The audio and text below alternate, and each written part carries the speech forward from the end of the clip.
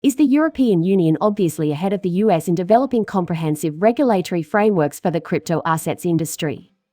And while we're on the subject, whales have just moved 630 million tokens in 3 hours, risking a massive collapse in XRP. Last but not least, might this be the end for Gary Gensler? If this is something that interests you, watch the brand new video right now. Welcome to our channel, where we discuss recent developments in the world of XRP and other cryptocurrencies.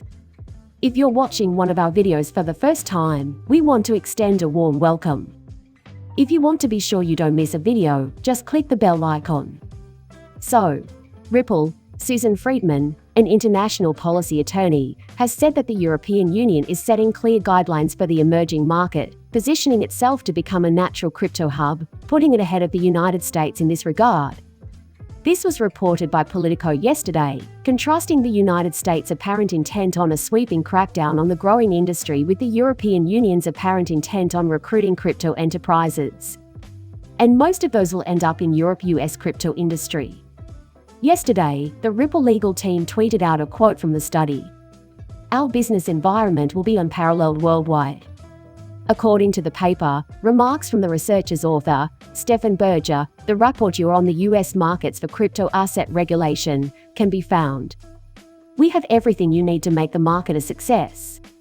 The bloc is about to hold a final vote on its laws designed from fresh for the emerging market, and this pro-crypto stance couldn't come at a better time. Since there was confusion over how to translate MiCA into the EU 24 official languages, the vote was postponed until April.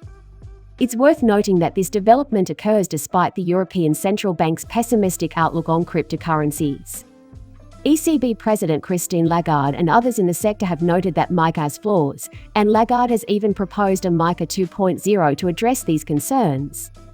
It doesn't provide industry players with any information about decentralized finance, crypto lending, or staking.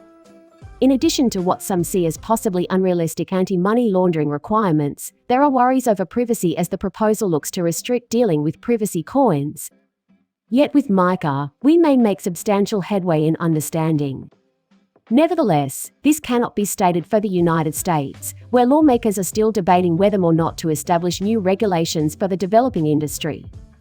The US Securities and Exchange Commission in particular has increased its enforcement efforts, which involve reinterpreting decades-old laws originally enacted to govern more conventional forms of banking. The SEC's crypto enforcement campaign and perceived overreach has hit Ripple hard, as it has hit others.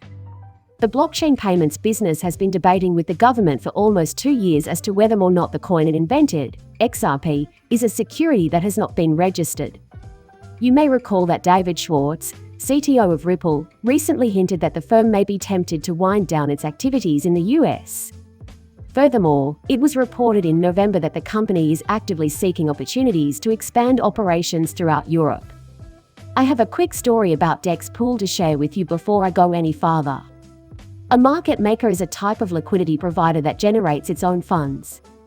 In the context of cryptocurrency trading, this can be thought as an individual lending their crypto assets to a platform in order to facilitate greater decentralization. Many people consider the fees they get from trading on the platform to be passive income, and that's what you get in return. And if you use DEX Pool, you can obtain it. A methodology for managing assets on the blockchain, known as automatic compounding, maximizes rewards by automatically combining them using optimization techniques and data analytics. Often implemented once or multiple times daily, these procedures reinvest LP user returns or engagement to increase AP. It must be made clear that anyone can provide funds to decentralized platforms. Change it up with some sushi swapping, through to pool, etc. The payoffs for investments with such a lengthy horizon are substantial. To start, staking your cryptocurrency earns you rewards. Then, DEX Pool has a welcome special sign-up bonus, which you can claim so long as you use the link provided in the video description. This is because decentralized platforms, being based on blockchains, coordinate crypto asset trading on a large scale and among many users, and do so entirely through automated algorithms. You can earn up to 100 XRP with this offer.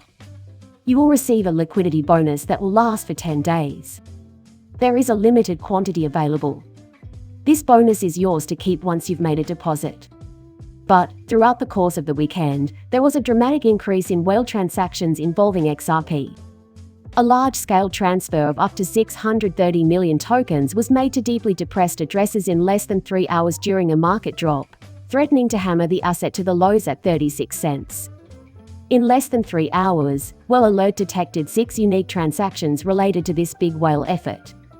There was a transfer of 253 million XRP equivalent to $92.7 million at the time between two anonymous wallets, making it the first and largest whale transaction. On Monday, the wallet that received the first whale transaction sent 232 million XRP, or $87.4 million, to another wallet that has yet to be named, marking the second whale movement. This untraceable wallet attempted to unload the remaining cash in 3 separate transactions to Bitstamp, totaling $140 million throughout the 3 deals. It took XRP only 12 minutes to switch to a central Bitstamp address. The initial transaction included 35 million XRP, about $13.20 M. The second transaction involved 45 million XRP, worth $17.1 million, while the third transaction involved 30 billion XRP, worth $7.5 billion.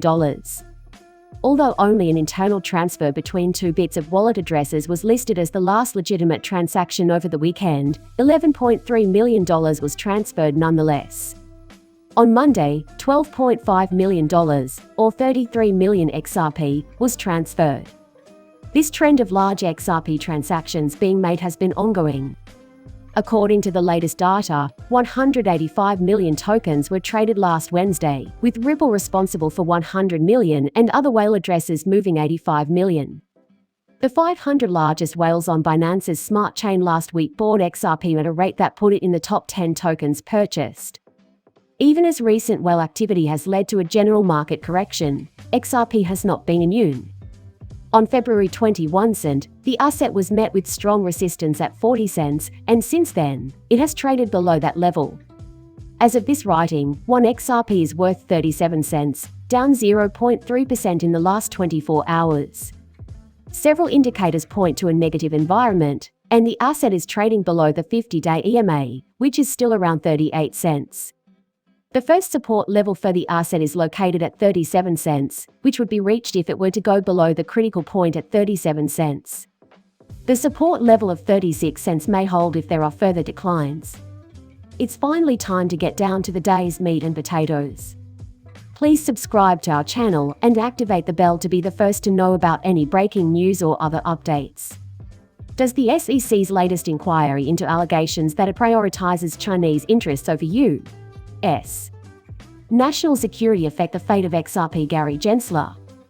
A congressional probe into the United States Securities and Exchange Commission's SEC failure to investigate Sequoia Capital's problematic Chinese transactions, as claimed by attorney Johnny Deaton, may prove to be SEC Chair Gary Gensler's undoing. This was tweeted on Saturday by the attorney who is representing thousands of XRP holders in the SEC action against Ripple.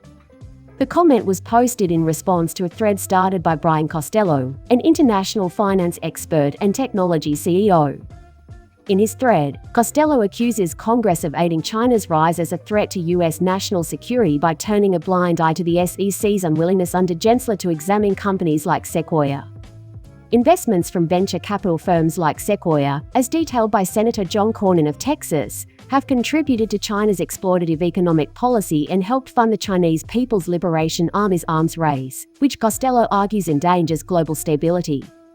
Colonel Derek Harvey, a former member of the National Security Council and the House Intelligence Committee investigation into China, was interviewed by Costello on Fox and revealed that the FBI had encountered resistance from the SEC and the Department of Justice while investigating committee findings that were similar to the claims made by Senator John Cornyn. Yet, in the same interview, Costello suggests that stonewalling may be due to the fact that Sequoia spent heavily on political campaigns during the U.S. midterm elections. Nielsen, a founding partner of Sequoia, China and a senior member of a Chinese government advisory council, is at the center of the charges against Sequoia. This is not the first time Deaton and Costello seem to agree on the topic of SEC corruption serving Chinese interests. In a blog post published in September of 2021, the attorney connects the dots between the action against Ripple and the ties that then SEC Chair Jay Clayton had with Alibaba, the parent company of Alipay, a cross-border payment network that competes with Ripple's on-demand liquidity service. Costello published a blog article about the Chinese IPO interest among Wall Street elites interested in blockchain in August of last year, implying that the controversial 2018 Bill Hinman speech was the result of this desire.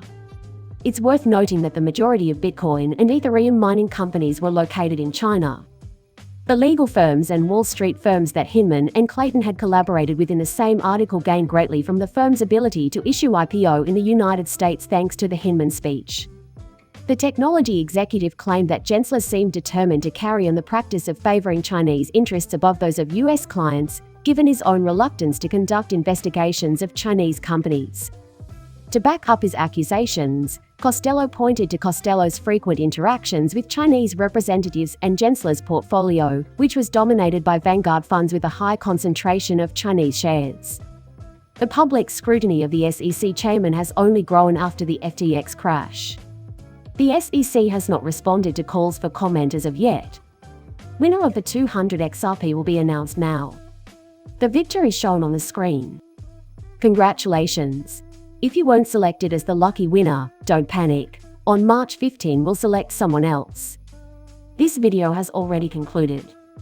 Folks, if you like the video, click the like button. Please subscribe and enable alerts. See you later, bye.